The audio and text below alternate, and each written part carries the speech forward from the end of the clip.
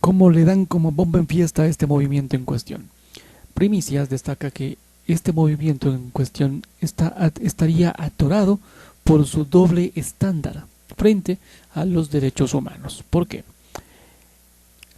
Las recientes reformas penales debatidas en la Asamblea Nacional han desatado una polémica al proponer la revisión de sentencias si es que la Corte Interamericana o los comités de derechos humanos de la ONU identifican violaciones en la materia o errores en el debido proceso.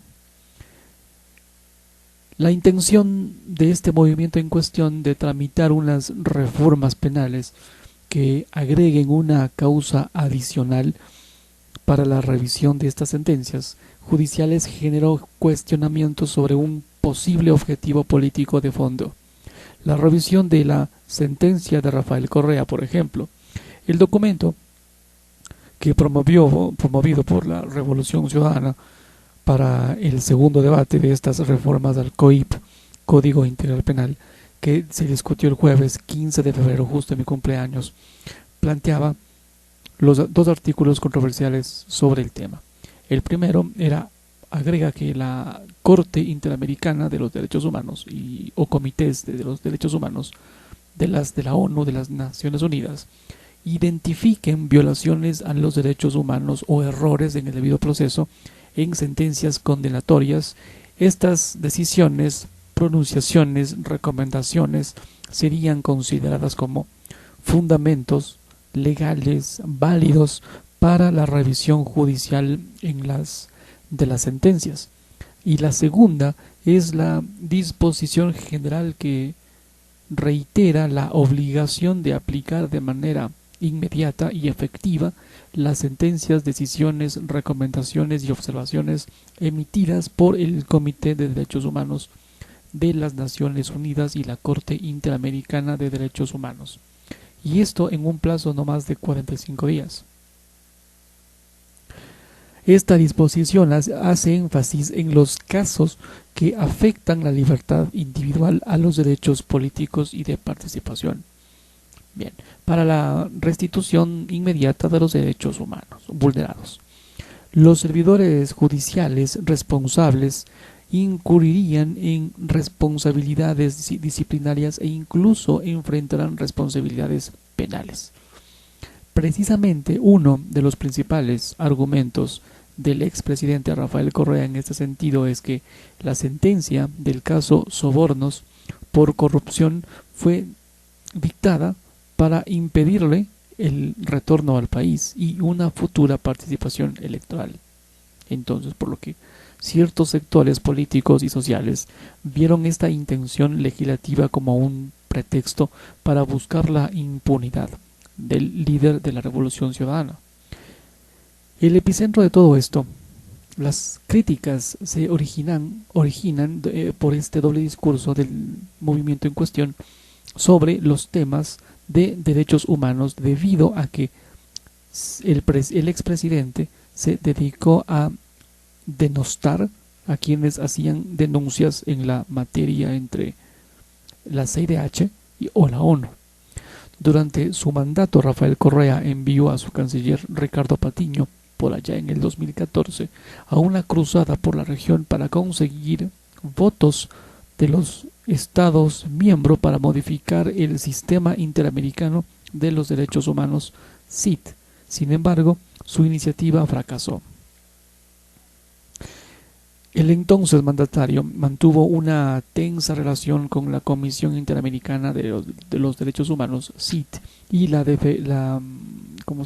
Relatoría Especial para la Libertad de Expresión.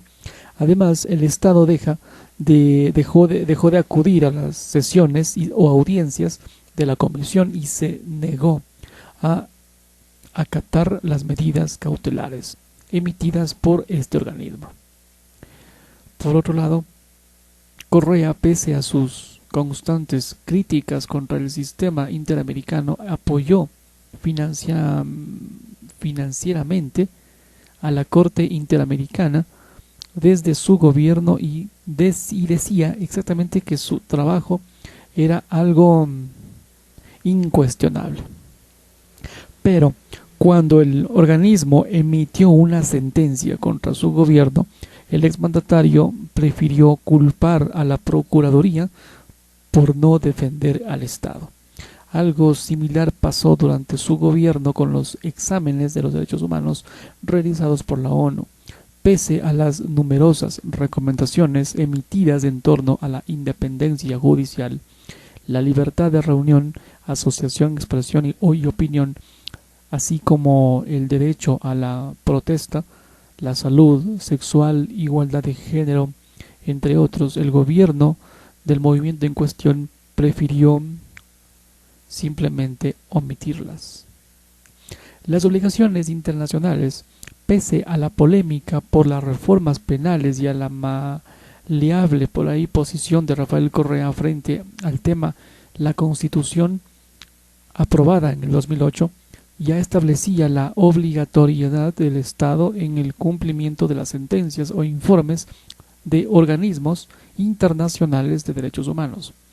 Es por esto que, pese a su campaña internacional de desprestigio contra la CIT, el exmandatario y sus coidearios ahora acuden a esta misma comisión para presentarse como víctimas, ya que la CIT era o es el paso previo para que los casos lleguen a la Corte Interamericana. El mismo Correa difunde constantemente los pronunciamientos de la CIT cuando su gobierno no acataba las medidas cautelares que dictaba este bajo el argumento de la soberanía. Aunque las reformas penales planteadas por el movimiento en cuestión contradicen el discurso que mantuvieron mientras fueron gobierno, estas concuerdan con lo establecido en la Constitución sobre las obligaciones internacionales del Estado. En los artículos 93 y 436 la Carta Magna habla del cumplimiento de sentencias o informes de organismos internacionales de derechos humanos. El Ecuador ha ratificado tanto el Pacto de San José del Sistema Interamericano como los 27 tratados de Naciones Unidas sobre derechos humanos.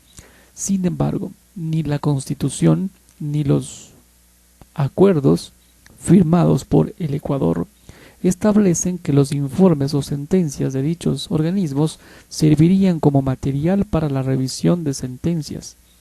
Ya sucedió, por ejemplo, por los casos del Universo y los Isaías, donde estos organismos ordenaron reparaciones específicas. Textual, en el primero, tanto la Corte Interamericana como el Comité de la ONU declararon culpable al Estado por la violación de los derechos a la libertad de expresión y a la protección judicial de un periodista y 3 directivos del diario guayaquileño. La Corte IDH condenó al Ecuador a cancelar $400,000 a las víctimas por daños materiales e inmateriales, y el comité ordenó una reparación integral. En el segundo, el Comité de la ONU dictaminó que el Estado violó el derecho de los hermanos William y Roberto Isaías Dazumes, sí creo, a las debidas garantías para impugnar la incautación de bienes